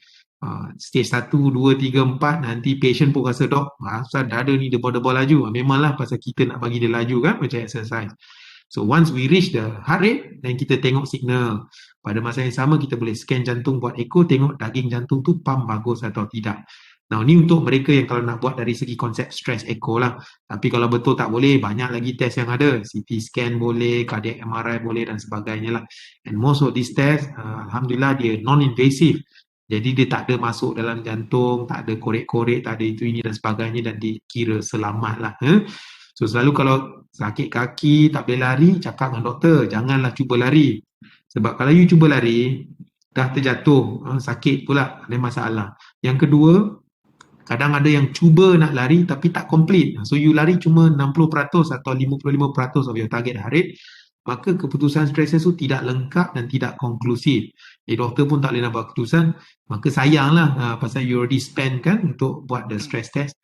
So normally it's better to tell the doctor lah, kalau you tak boleh nak lari, doktor ada tak option lain? And I think the option lain is the test yang kita panggil dobutamine stress echo. Dan test tu selalu ambil masa dalam 15 ke 20 minit, tak lama lah. Okey. Doktor nak tanya, sekarang dah pukul 12. Doktor ada masa sampai pukul berapa? Soalan masih banyak ni. Boleh lah, I can teman you lah, I can teman you sikit. Boleh lah. doktor? Boleh kan. Boleh? Okey. Terbaiklah Dato', terbaik. Terbaik, terima kasih. Okey, Dato' Doktor, ni the next question. Minta komen Dato' Doktor tentang kenyataan daripada FDA US tentang menambah amaran dalam garis panduan suntikan vaksin Pfizer BioNTech dan Moderna. Sorry, say that again.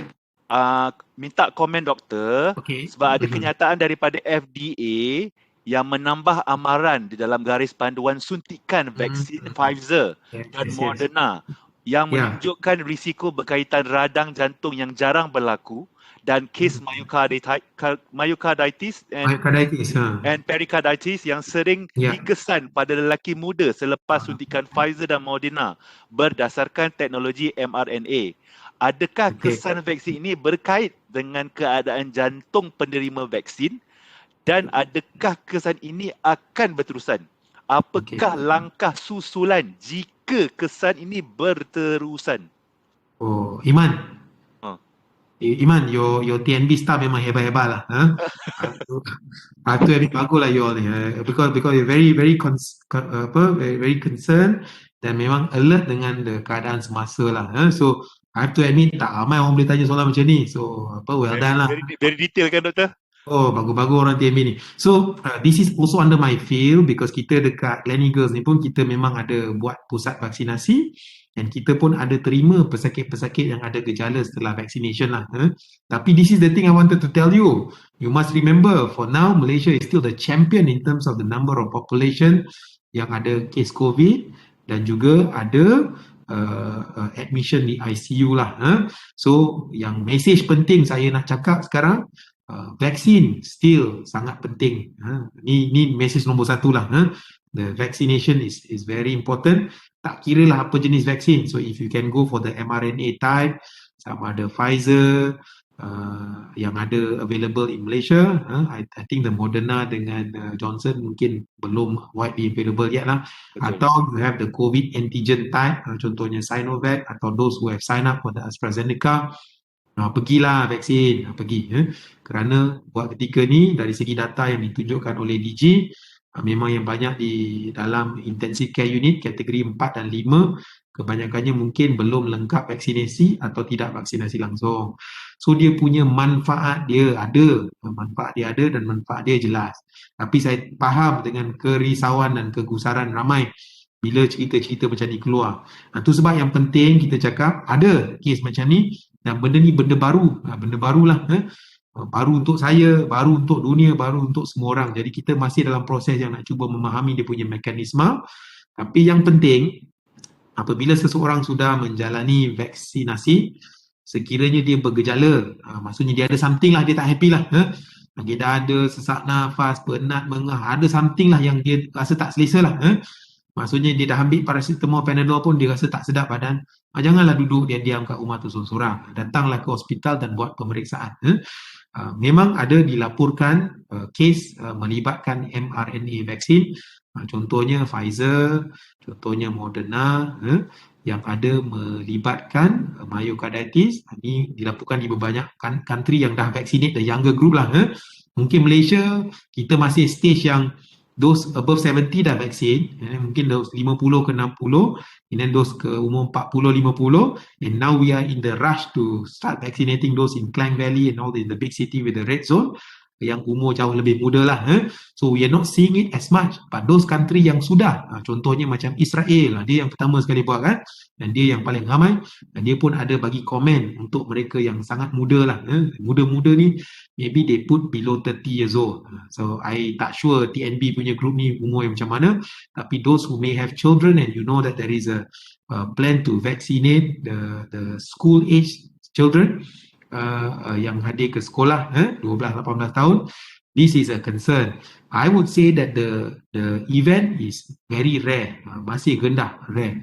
Tapi jika berlaku, mungkin bila berlaku, kalau hadir ke hospital, kita ada dia punya rawatan lah untuk membantu. Apakah itu myocarditis? Myocarditis is inflammation of the heart muscle. So muscle tu jadi radang lah. Radang mengapa? Ada banyak postulation atau hipotesis, tapi buat ketika ni tak ada siapa yang boleh cakap dengan jelas mengapa dia boleh berlaku dari segi mekanisme. Tapi dalam kebanyakan kes ni lebih kepada alahan lah. So if you are someone who has a lot of alahan, allergic itu, allergic ini, and you are allergic to many components of the komponen yang ada dalam vaksin, dan ni selalu kalau you pergi pusat pemvaksinan dan PPV, mereka akan bertanya lah.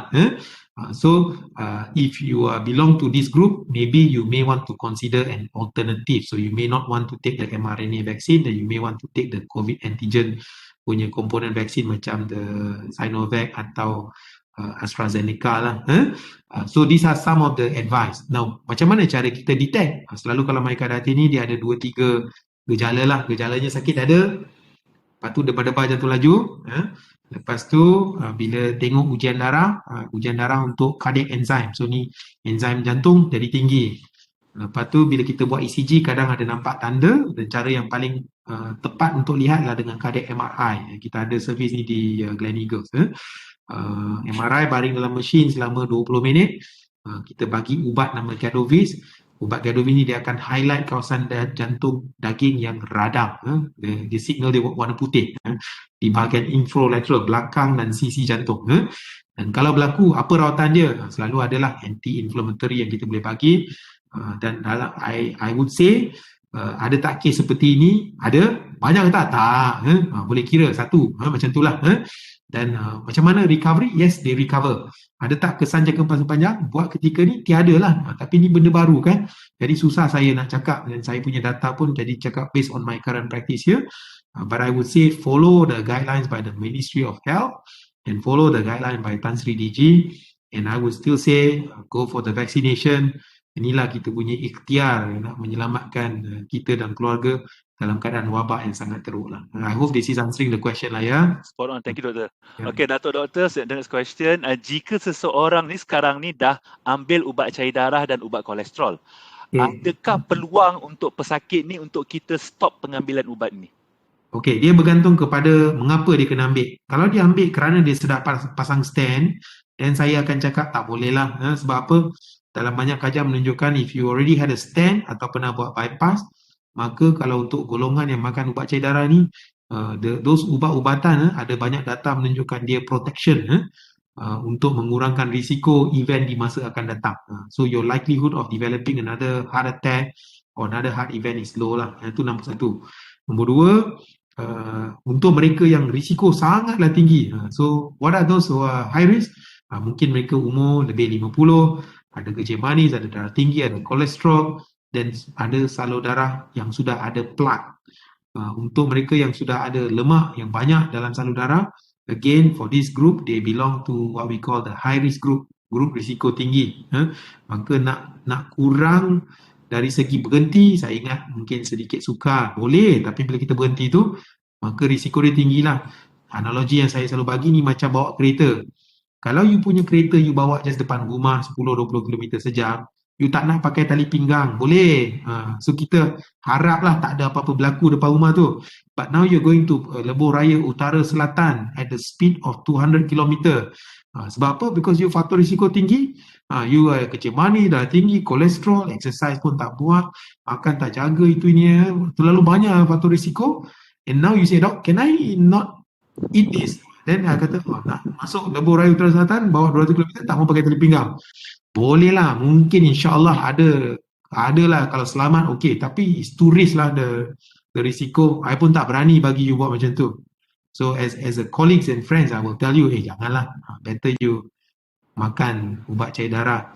Maka jika kalau berlaku orang depan break tak sengaja terlanggar tepi, tapir melintas, maksudnya heart attack lah, adalah protection sikit, maka risiko kematian tu kurang. Of course these are all ikhtiar kan, ikhtiar kita. Tapi kalau tak ikhtiar macam mana? Whatever it is, kena minta pendapat daripada doktor yang merawat pesakit lain.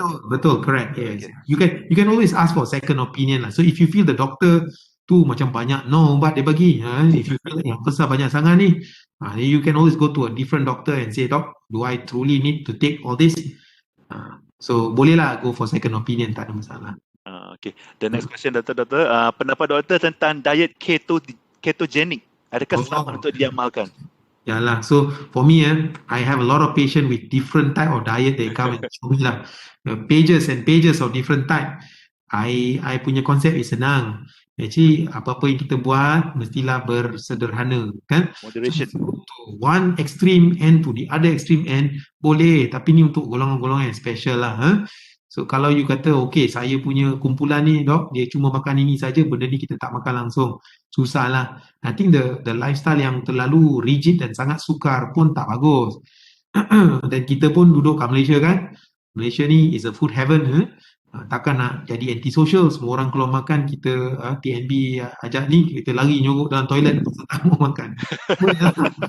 Kan? Janganlah macam gitu. Bos pula dah ajak, dia pula masak, takkanlah you tak ni.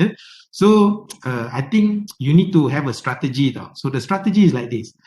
If a day that you are cheat, ini kita panggil cheat day lah, hari berseronok-seronokan, maka bersengsara lah dahulu. Pagi tu bangunlah awal sikit, go lah jog for 1 hour, at least you dah burn lah the extra calorie. Balik rumah petang tu larilah lagi 1 jam. So boleh lah. So okay, so I'm not saying that jangan sentuh langsung, tak boleh. I think it's not compatible with life and it's not possible. And that's why for me, I always refer my patient to dietitian here in Gleneagles untuk bagi nasihat lah. So betul, you can eat steak, tapi you ambil lah portion yang tak mancis lah. You kata ini satu portion, satu cut RM55, RM60, mahal betul. Bolehlah rasa sebab dia mahal sangat kan, mungkinlah dalam makan tu setahun 2 kali aja. Janganlah beli yang RM10 selonggok dan you makan sebanyak mungkin, janganlah macam tu. Kan? So you have time and pleasure, tapi you know the strategy to do it. So either the portion kecil ataupun you do some extra exercise activity. Tapi if your willpower sangat kuat, then you want to follow your ketogenic diet, not this super diet, boleh. Tapi for me, it's bersederhana. Just make sure you have a lot of veggies, sayur-sayuran. The more fresh it is, lagi kurang dia dimasak, lagi bagus in terms of sayur-sayuran apa semua tu kan, fresh, macam salad kan. Tapi kalau kita ikut orang tua kita dulu kan, sayur pucuk ubi tu, lagi banyak sayur pun dah cukup bagus dah. Sayur jantung pisang, ulam raja, apa-apa benda lah yang asalkan dia hijau dan dia daun, makanlah. Tak payahlah nak bersusah-susah nak ikut gambar tu. Ke Jaya Grocer satu tong salad tu sampai RM25-30, tak payahlah. So sekali nak berasa boleh, but this is the thing I say to everyone lah. It's actually quite easy to go for easy food kan. Cara atuk-atuk kita makan dulu, which is now is very difficult to emulate lah, pasal kita punya lifestyle dah bertukar. Yang penting apa yang masuk kena keluar. What goes in must goes out. Betul. Kalau kita makan perlu kita bakar at the end of the day. untuk Yes. mengelakkan peningkatan berat badan. Betul tak, doktor? Betul. Okey, doktor, ini saya rasa dah dekat 12 suku. Saya pergi untuk soalan terakhir, doktor. Boleh. Banyak soalan sebenarnya lagi, takut tak sempat sampai pukul 1 tak habis kan. Okey, doktor, soalan terakhir. Saya pernah dengar mereka yang pernah positif COVID-19 dan mengambil vaksin, ini ya doktor dah explain tadi ya. Okey. Okey ni. Saya ada terjaga daripada tidur. Okey. Dada terasa sakit pada kawasan jantung seakan-akan macam sakit sendi. Dada tak dapat bergerak, jika bergerak sakit akan bertambah. Pandangan doktor? So for me, kalau ni kerap mengganggu, then you know that you have a lot of risk factors, the best is just to get yourself checked lah, kan? If you come and then we do blood test, check gula dan kolesterol, lepas tu kita tengok you punya blood pressure, then buat ECG, get you to run on treadmill. If everything seems to be normal, then at least we know your jantung is sihat. I think the key here is to know your jantung sihat. Bila you tahu you punya jantung sihat, then you boleh buatlah apa-apa sesuka hati you di luar sana. Now, sometimes all these gejala may be related to muscle, otot, sendi, which I think sometimes not so dangerous or worrying. And like I said, if you speak to one of the surgeon here, orthopedic surgeon, Mr. Jamal nama dia, Mr. Jamal cakap, rawatan untuk sakit-sakit sendi ni sebenarnya exercise. Lagi banyak you exercise, lagi padu badan tu. Bila padu tu terketuk sana sini, angkat benda berat sikit dekat office, tak adalah lenguh-lenguh dan sebagainya.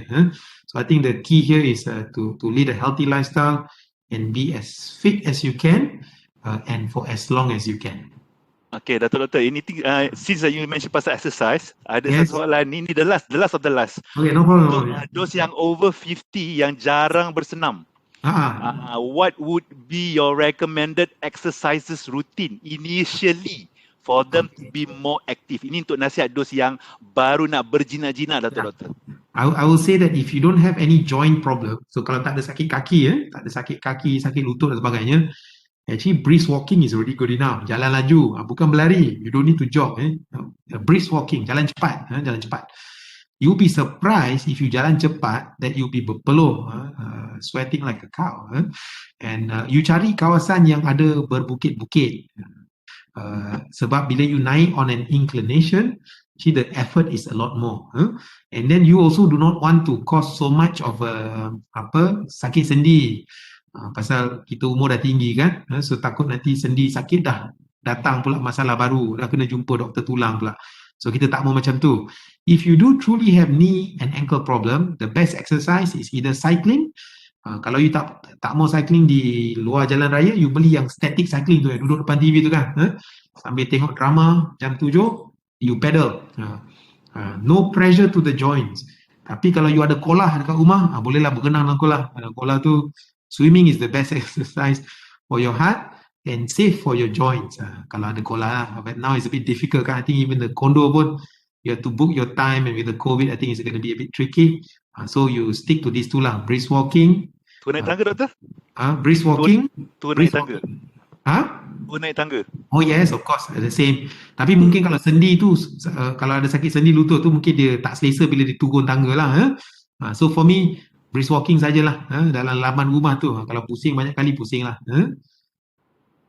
Okey, doktor, itu saja soalan daripada staff. Okay, thank you Iman. Terima kasih banyak doktor. Penerangan yang sangat baik dan yang jelas dan padu lah doktor. Terima kasih banyak. Saya serahkan kepada Encik Megat Azizi untuk sesi closing. Terima kasih banyak doktor. Thank you so much. Thank you everyone.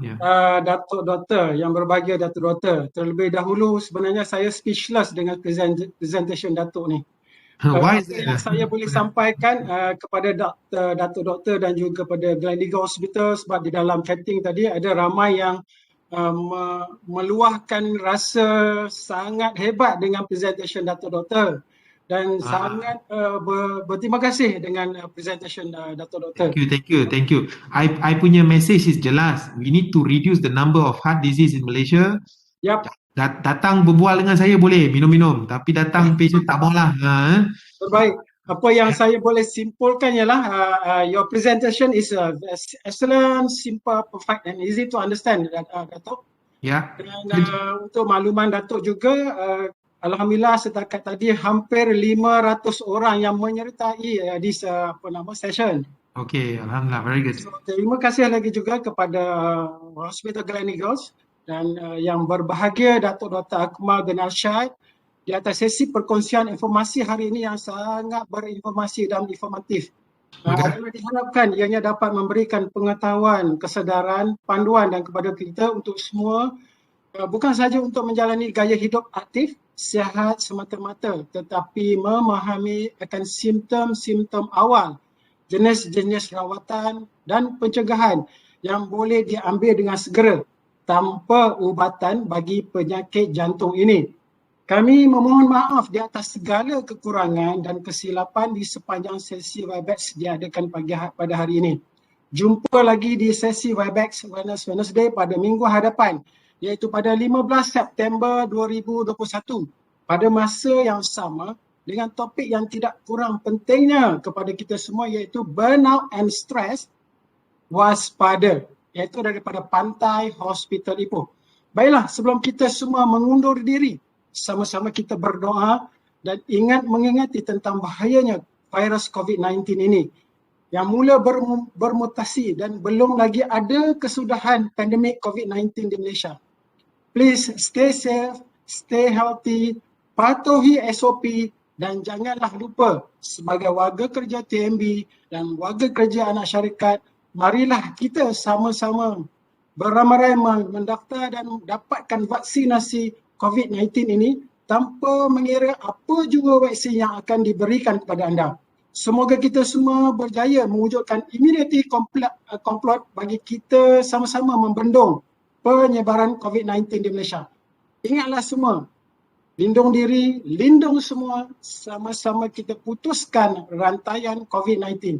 Terima kasih dan Assalamualaikum. Doktor boleh nanti kami mohon share slide dengan pihak TMB? Boleh, tak ada masalah. Okay.